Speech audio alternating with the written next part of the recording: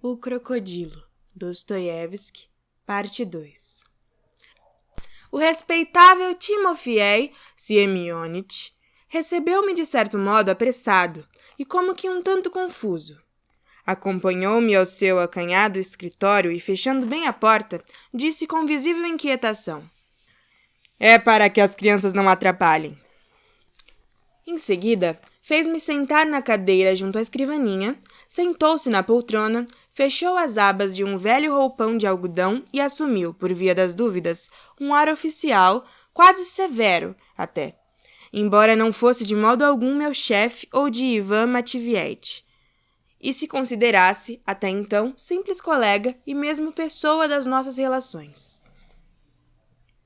"Em primeiro lugar", começou, "leve em conta que não sou chefe, mas um subalterno, como o senhor e como o Ivan Matveevich.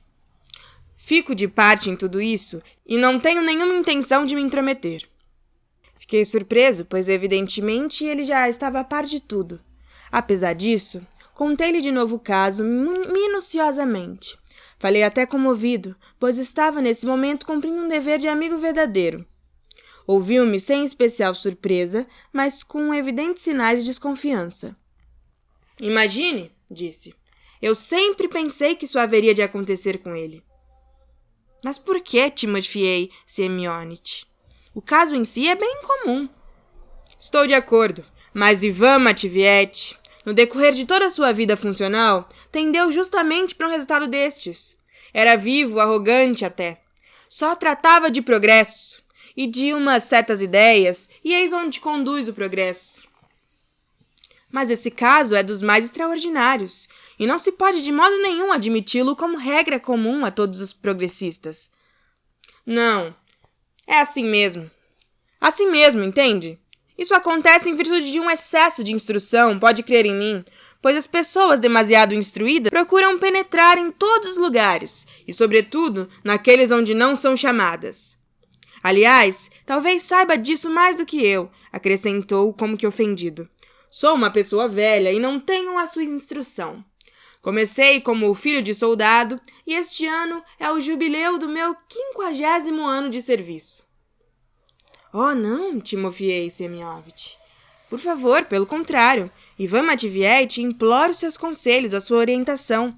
Por assim dizer, implora de lágrimas nos olhos." "Por assim dizer, de lágrimas nos olhos. Ora, são lágrimas de crocodilo. E não se pode acreditar totalmente nelas. Bem, diga-me, por que lhe deu na veneta ir para o estrangeiro? E com que dinheiro? Ele nem sequer dispõe dos meios necessários, não é verdade? Com dinheiro economizado nas últimas gratificações?"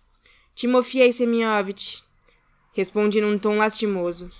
"Ele queria apenas passar 3 meses na Suíça, na pátria de Guilherme Tell." "Guilherme Tell? Queria encontrar a primavera em Nápoles, ver o museu, os costumes, os animais." Os animais? Mas, a meu ver, foi simplesmente por orgulho. Que animais? Temos acaso poucos animais? Temos jardins zoológicos, museus, camelos. Há ursos vivendo bem perto de São Petersburgo. E aí está. Ele mesmo foi parar dentro de um crocodilo." "Mas, por favor, Timofei Semyonovitch, uma pessoa encontra-se na desgraça, recorre a outra como a um amigo, um parente mais velho, anseia por um conselho seu e o senhor o censura. Compadeça-se, ao menos, da infeliz Helena Ivanovna." "É da esposa que o senhor fala?" "Uma damazinha interessante", disse Timofei Semyonovitch, evidentemente de humor mais brando e cheirando com apetite o seu rapé. "Uma pessoa delicada e como é rechonchuda, a cabecinha sempre de lado, muito agradável. Ainda anteontem, Andrei Osipich referiu-se a ela." "Referiu-se?" "Referiu-se, e com expressões muito lisonjeiras. O busto", disse ele, "o olhar, o penteado, um bombom", disse. "E não uma senhorazinha", e riu no mesmo instante. "É gente ainda moça." Timofei Semyonovitch assoou-se com estrépito. "No entanto, ainda moço, e que carreira já está iniciando?" Mas agora trata-se do caso completamente diverso, Timofei Semyonovich. Naturalmente. Então, Timofei Semyonovich, mas o que eu posso fazer? Dê um conselho, uma orientação, como homem de experiência, como um parente. Que iniciativa tomar? Procurar os superiores hierárquicos ou... Os superiores? De jeito nenhum, disse apressado Timofei Semyonovich. Se querem um conselho, é preciso, antes de tudo, abafar o caso e agir, por assim dizer, em caráter particular. O caso é suspeito e ainda inédito, sobretudo inédito. Não há precedente e, além disso, recomenda mal. Por isso, a prudência deve vir em primeiro lugar. Que ele permaneça lá deitado algum tempo. É preciso aguardar. Mas como esperar, Timofei Semyonovich? E se ele ficar sufocado? Mas por quê? O senhor disse, parece-me, que ele se ajeitou lá com bastante conforto até, não é verdade? Tornei a contar-lhe tudo. Timofei Semyonovich ficou pensativo. Deixou escapar, girando nas mãos a caixinha de rapé. A meu ver, será até bom ele ficar lá deitado algum tempo, em lugar de viajar para o estrangeiro. Que reflita um pouco, aproveitando o lazer. Está claro que não deve ficar asfixiado e, por isso, precisa tomar medidas adequadas para a conservação da saúde, prevenir a tosse e outras coisas assim. E quanto ao alemão, na minha opinião pessoal, ele está no seu direito. E mais até do que a parte contrária, pois entrara no crocodilo dele, sem pedir licença. E não foi ele que entrou no crocodilo de Ivan Matveevich, que, aliás, tanto quanto posso lembrar, nunca possuiu sequer um crocodilo. Ora, o crocodilo constitui uma propriedade e, por conseguinte, não se pode abrir-lhe a barriga sem uma compensação. É para a salvação de um ser humano, Timofei Semyonovich. Isso já compete à polícia, e é a ela que se deve recorrer. Mas Ivan Matveevich pode tornar-se também necessário na nossa repartição. Poderia ser chamado. Tornar-se necessário? Ivan Matveevich. Ademais, ele está de licença. E, por conseguinte, podemos ignorar tudo. Que fique por lá, olhando as terras da Europa. Já o caso será diferente se ele não se apresentar no prazo certo. Então, teremos que tomar informações. 3 meses? Tenha dó, Timofei Semyonovich. Ele mesmo tem culpa. Ora, quem foi que o empurrou para lá? Ao que parece, seria necessário contratar para ele uma ama seca por conta do Estado. Mas isso nem está previsto nos orçamentos. E, sobretudo, o crocodilo é uma propriedade, por conseguinte, aqui já entra em ação o chamado princípio econômico. E o princípio econômico vem em primeiro lugar. Ainda anteontem, numa reunião em casa de Andreich, Ignati Prokofiev falou nesse sentido. Conhece Ignati Prokofiev? É um capitalista, tem negócios em andamento e fala tão bem. Precisamos, disse ele, da indústria. A nossa é insuficiente. É preciso engendrá-la. É preciso engendrar capitais, quer dizer, engendrar a classe média, a chamada burguesia. E visto que não temos capitais, devemos atraí-los do estrangeiro. É preciso, em primeiro lugar, dar permissão a companhias estrangeiras para que adquiram terras em nosso país, como se pratica em toda parte no exterior. A propriedade coletiva, parênteses, nota do tradutor, alusão às formas de propriedade coletiva das terras, então ainda existentes na Rússia, a par da completa miséria da grande maioria dos camponeses, mesmo após a libertação dos servos. O movimento populista russo procuraria valorizar essas tendências para a propriedade coletiva e chegaria a apontar a comunidade rural primitiva, o MIR, como um modelo de socialismo válido mesmo nos tempos modernos. Fim da nota de tradutor. Fecha parênteses. A propriedade coletiva é um veneno, disse ele. Uma perdição. E sabe, ele fala com tanto entusiasmo. É verdade que para eles fica bem. Gente que possui capital e que não faz parte do serviço público. Com a propriedade coletiva, diz ele, nem a indústria nem a agricultura poderão desenvolver-se. É preciso, diz ele, que as companhias estrangeiras comprem, se possível, todas as nossas terras, as quais depois será preciso fragmentar nos menores lotes possíveis. E sabe, ele pronuncia com acento tão decidido. Fragmentar, diz ele, e depois vender, mas também simplesmente arrendar. Quando? Diz ele. Quando toda a terra estiver nas mãos das companhias estrangeiras, será possível estabelecer o preço de arrendamento que se quiser.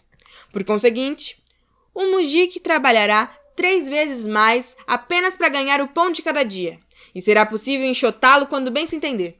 Quer dizer que há de sentir a responsabilidade, será manso, esforçado e trabalhará o triplo pelo mesmo dinheiro. E agora, nas propriedades coletivas, como é que vive? Sabe que não vai morrer de fome e por isso se entrega à preguiça e à bebedeira.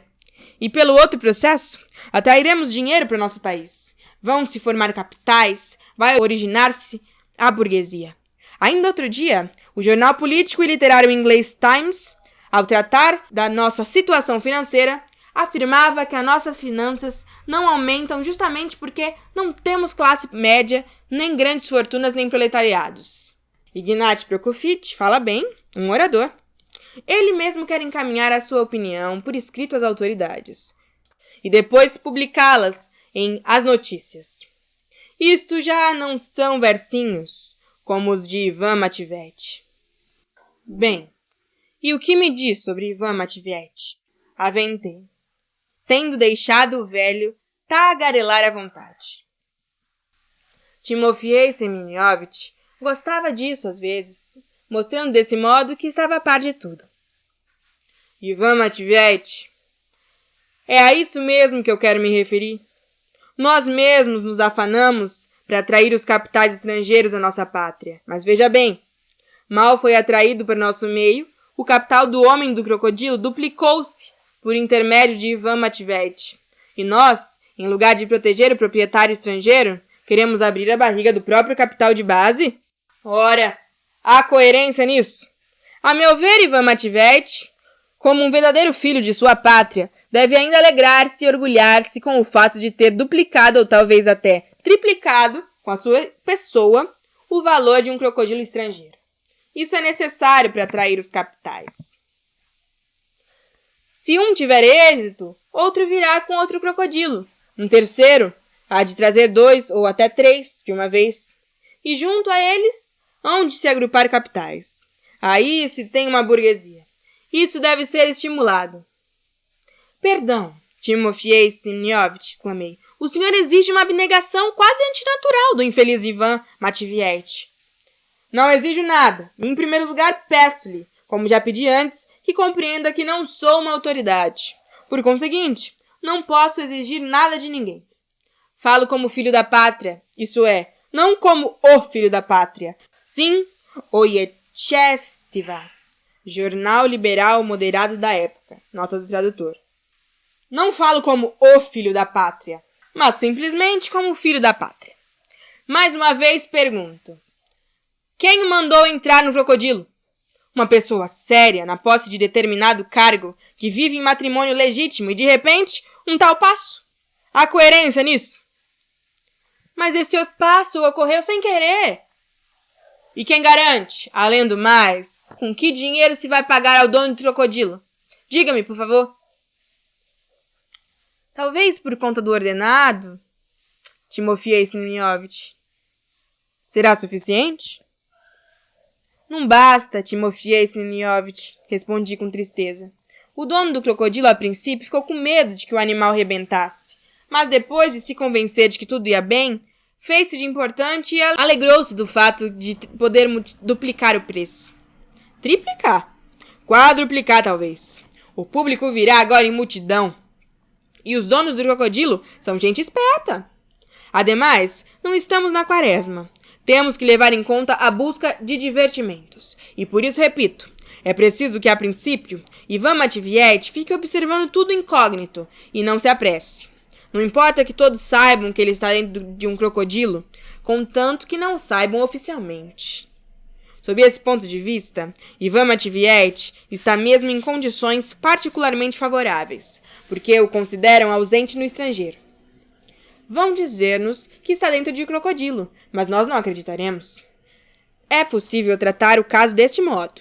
O principal é que espere um pouco. E além disso, para que vai se apressar? Bem, e se... Não se preocupe. Ele é de compleição robusta. Bem, e o que acontecerá se ele aguentar até o fim? Não lhe esconderei que o caso é dos mais complicados. Não se consegue chegar a uma conclusão. E, sobretudo, o que mais atrapalha é o fato de não ter havido até hoje algo semelhante. Se houvesse um precedente, ainda poderíamos nos orientar de algum modo. Mas como é que se vai resolver agora? Enquanto se procura uma solução, o tempo passa. Um pensamento feliz brilhou-me na mente. Não se poderá acomodar tudo, disse eu, de modo tal que, se ele estiver destinado a permanecer nas profundezas do monstro, e por vontade da providência, se conservar vivo, lhe será possível apresentar um requerimento no sentido de continuar fazendo parte do quadro de funcionários? Só se for em forma de licença sem vencimentos. Mas não se poderia obtê-la com vencimentos? Com que base? Em forma de missão oficial? Mas qual e para onde? Para as próprias profundezas do crocodilo. Por assim dizer, para informações, para o estudo dos fatos no próprio local. Está claro que será algo novo, mas até que isso é progressista e, ao mesmo modo, demonstrará uma preocupação com a instrução pública. Timofei Semyonovich ficou pensativo. Comissionar especialmente um funcionário, disse por fim, para as profundezas de um crocodilo a fim de cumprir determinações especiais. Na minha opinião pessoal, um absurdo. Não está previsto no regimento. E que missão poderia desempenhar ali? Uma missão, por assim dizer, de estudo de natureza do próprio local, no próprio ser vivo. Atualmente, cuida-se tanto das ciências naturais, da botânica, ele ficaria lá vivendo e enviando comunicações sobre a digestão ou simplesmente sobre costumes. Seria útil para o acervo dos dados. Isto é, trata-se de estatística. Ora, não é este o meu forte, ademais não sou filósofo. O senhor me diz, dados. Mas se já estamos abarrotados de dados e não sabemos o que fazer com eles? Além do mais, essa estatística é perigosa. Mas como? É perigosa, sim. E o senhor deve ainda convir comigo que ele há de transmitir os dados deitado de lado. A expressão russa do texto tem igualmente o sentido de ficar sem fazer nada. Nota do tradutor. Por assim dizer. Mas pode-se acaso cumprir um dever funcional deitado de lado? Isto já é outra inovação. E bastante perigosa. E mais uma vez, não houve um precedente assim. Se nós arranjássemos um precedentezinho que fosse, então se poderia, na minha opinião, enviá-lo talvez em missão oficial. Mas até hoje ninguém trouxe trocadilos vivos para cá. Timofei Semyonovich. Sim. Ele tornou a ficar pensativo. Realmente. Essa sua objeção é justa e poderia até servir de base para a tramitação de um processo. Mas considere também o seguinte.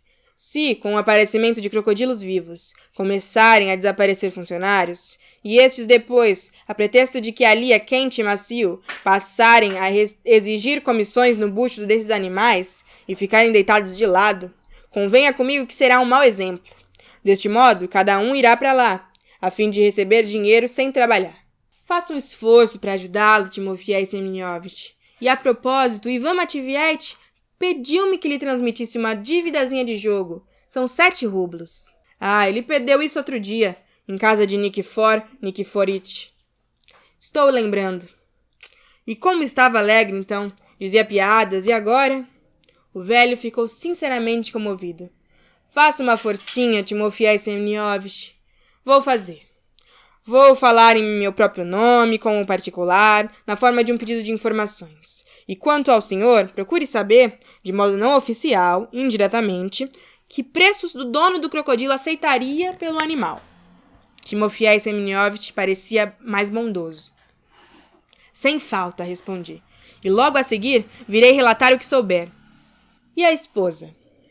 Está agora sozinha? Ela se aborrece? Deveria visitá-la, Timofei Semyonovich. Vou visitá-la. Ainda outro dia pensei nisso. E agora é uma ocasião conveniente. E o que foi que o impeliu a ir ver o crocodilo? Aliás, eu também gostaria de ir vê-lo. Vá visitar o infeliz Timofei Semyonovich. Vou visitá-lo. Naturalmente não quero, com esse meu passo, infundir esperanças. Irei lá em caráter particular. Bem, até logo. Vou de novo à casa de Nikiforich. O senhor vai lá também? Não. Vou para junto do prisioneiro. Sim. Agora vai ser o prisioneiro. Leviandade. Despedi-me do velho.